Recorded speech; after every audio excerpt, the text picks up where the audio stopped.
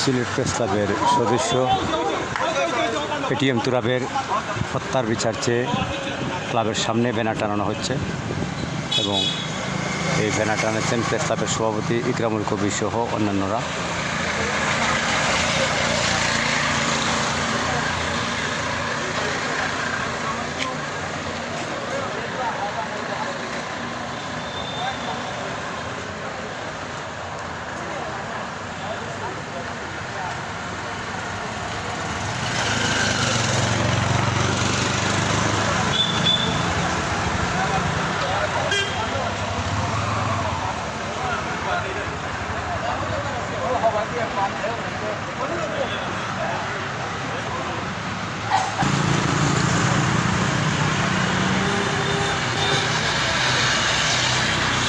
ATM তুরাবকে গত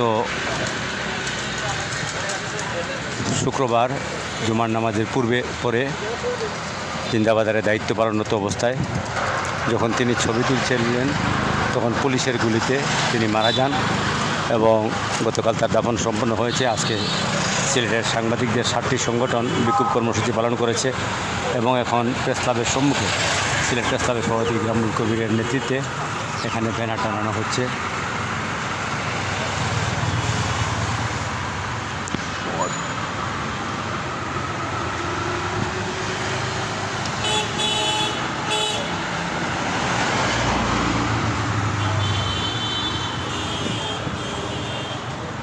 Okay.